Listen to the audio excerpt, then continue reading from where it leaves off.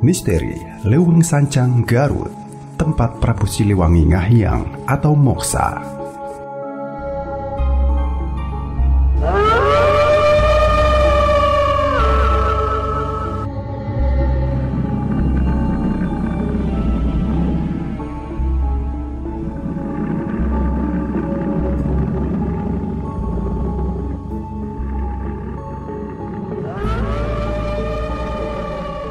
Di tengah hamparan indahnya tanah Sunda, siapa yang tak kenal dengan keangkeran Leuweung Sancang atau hutan Sancang yang berlokasi di Desa Sancang, Kecamatan Cibalong, Kabupaten Garut, sekitar 4 jam perjalanan dari kota Garut. Hutan yang berdekatan dengan kawasan pesisir Garut Selatan ini indah tapi berselimut misteri dan menjadi destinasi wisata minat khusus bagi para pelaku kebatinan. Semuanya akan kita simak di channel Sasa Kala. Sasa Kala, Sasa Kala. Sejarah, asal-usul, kisah, dan legenda.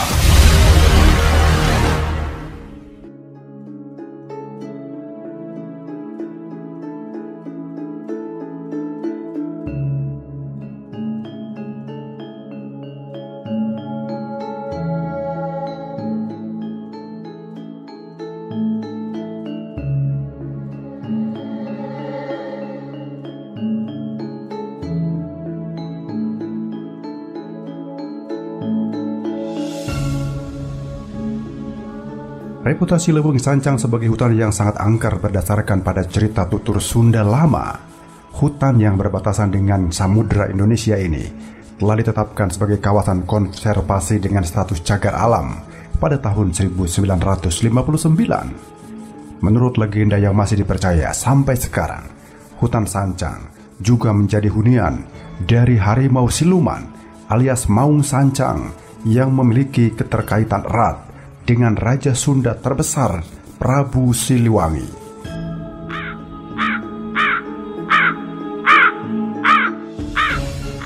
Hutan lebat kerap kali memberi aura seram dan sangar. Bunyi burung dan nolongan binatang liar sering menimbulkan rasa was-was. Seperti itu pula jika kita bertualang di hutan Sancang.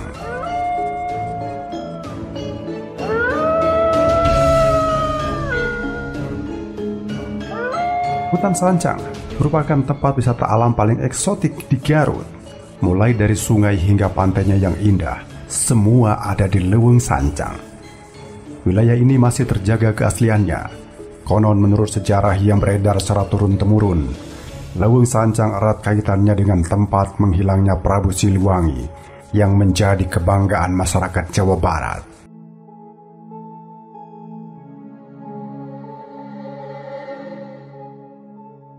Kerajaan Pajajaran merupakan kerajaan Hindu terbesar di Jawa Barat. Beliau dikaruniai seorang putri, Dewi Rara Santang, serta 2 orang putra, Raden Walang Sungsang dan Raden Kian Santang. Dikisahkan Raden Kian Santang bertemu dengan orang yang tidak ia kenal di Arab. Ia bersedia mengantarkan Raden Kian Santang bertemu dengan Ali, dengan syarat ia mampu mengambil tongkat yang telah ditancapkan di sebuah tempat. Raden Kian Santang pun menuruti syariat tersebut. Namun dia terkejut karena tongkat itu tidak bisa dicabut, bahkan sampai pori-porinya mengeluarkan darah. Pria itu pun menghampiri dan mencabut tongkatnya sambil membaca Bismillahirrohmanirrohim. Tongkat itu pun dapat dicabut dengan sangat mudah, dan menurut legenda, pria itu adalah Ali.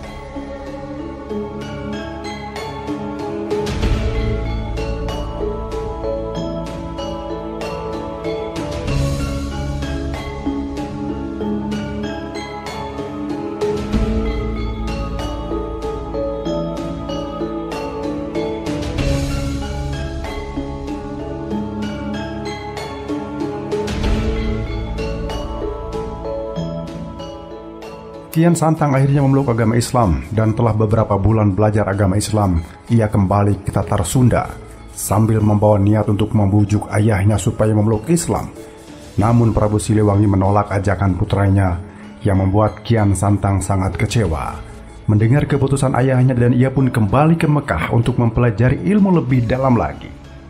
Kian Santang kemudian kembali lagi ke Pajajaran.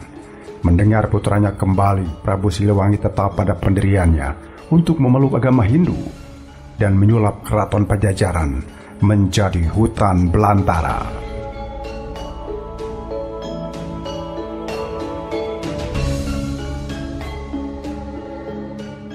Aura mistis yang terpendam dalam keangkeran hutan Sancang ini terkait dengan legenda Prabu Siliwangi yang konon katanya berubah menjadi harimau.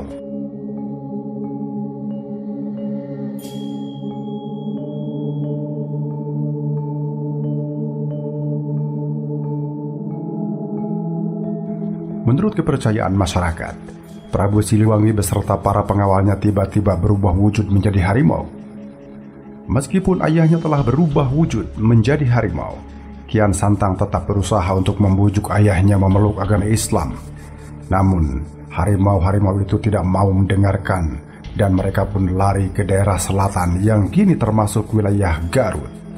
Raden Kian Santang berusaha mencegahnya, namun usahanya gagal. Harimau-harimau itu telah masuk ke dalam goa yang kini dikenal dengan nama Goa Sancang yang terletak di Leuweung Sancang, Kabupaten Garut.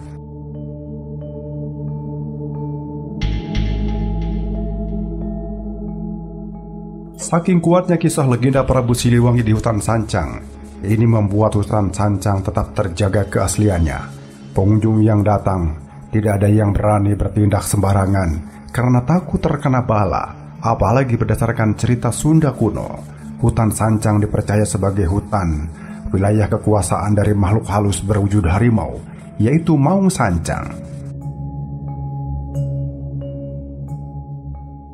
Menurut legenda, Maung Sancang memang bukan harimau sembarangan karena dipercaya sebagai perwujudan lain dari Prabu Siliwangi. Menurut penuturan warga, gua yang tidak terlalu besar ini dipercaya sebagai tempat persinggahan dari Prabu Siliwangi ketika dikejar putranya Raden Kian Santang. Tak bisa dipungkiri, jika hutan Sancang dan legenda Prabu Siliwangi telah melekat erat di ingatan kolektif orang Sunda, khususnya yang bermukim di daerah Garut dan sekitarnya. Tak aneh jika mereka yang masih teguh memegang erat kesundaan merasa wajib untuk datang berziarah ke hutan Sancang. Bahkan tak sekedar datang, banyak juga yang menggelar ritual adat dan doa hingga menghinap berhari-hari dalam gelapnya hutan Sancang. Sayang, tidak semuanya membawa niat yang baik. Selain adanya goa keramat petilasan Prabu Siliwangi dengan mitos legenda harimau gaibnya, sejenis pohon di hutan Sancang juga banyak diburu para pelaku spiritual lainnya. Kabarnya, pohon yang disebut Kaboa ini hanya tumbuh di hutan Sancang dan bukan pohon sembarangan. Diyakini merupakan jelmaan Prabu Siliwangi. Pohon ini memiliki banyak kisah mistik.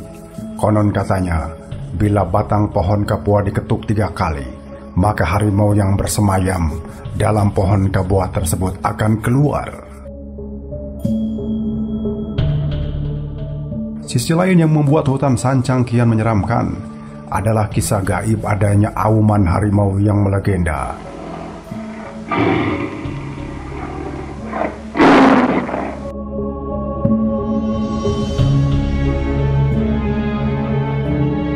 Suara gaib auman harimau tentu dikaitkan dengan kisah hutan ini yang dijaga oleh harimau si raja hutan yang konon adalah jelmaan Prabu Siliwangi dan para prajuritnya yang menolak memeluk agama Islam saat diajak putranya Raden Kian Santang.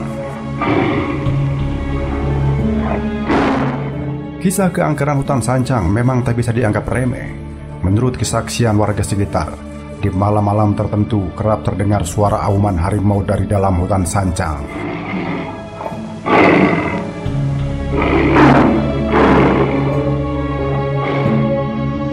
Saking angkernya di masa lalu, hutan Sancang pernah menjadi rujukan para pendekar yang ingin meningkatkan ilmu kesaktiannya. Mereka berharap berjumpa dengan penampakan dari Prabu Siliwangi sebagai syarat untuk menyempurnakan ilmu yang dimilikinya.